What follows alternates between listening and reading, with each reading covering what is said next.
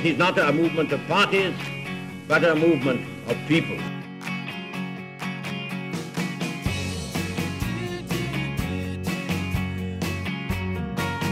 The turnout in the European election is very low.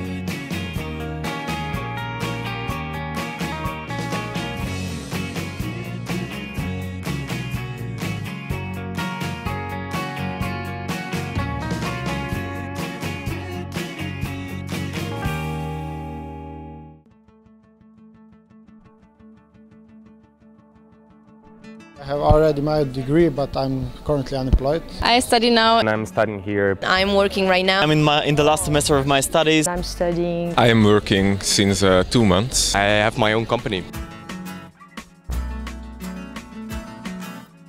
The education system in Europe is fragmenting, and you can see it being privatised in many places. When you actually look at what education is and what it does for the community and who gets access to it, I think adding fees onto it only deters people from coming. It actually commercialises the education system. The European countries are similar in many ways. They've got similar history, certainly a lot of shared experiences. The European Union should create a framework upon which all European countries must comply.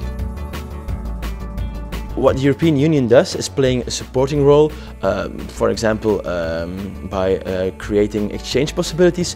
Like EVS, where it's kind of professional but supported by the government, but it's also like half professional, half educational. The Youth Guarantee has been a council recommendation to offer young people a job within 4 months of them becoming unemployed.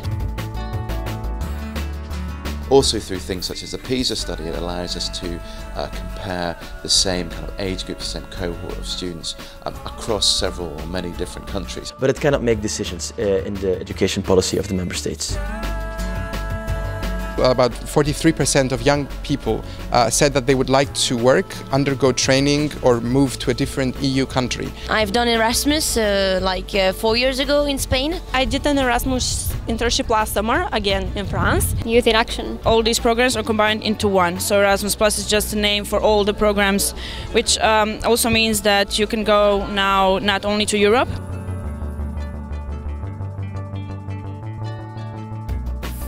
It's an amazing experience. You can meet people, you can learn about culture, countries. The new thing is that before on Erasmus there were internships, but only while you're at university. And now actually you can apply while you're at university, but after you finish university you can do that internship.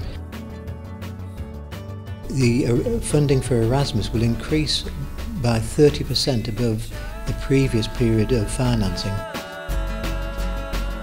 There is a gap between education and the work life. Problem of the skills mismatch, which is that young people are not educated in the sectors that the economy needs and the labour market needs. I think a lot of the education at school and at universities is quite theoretical. University actually is preparing well for the labour market. Educates the people for the jobs of yesterday.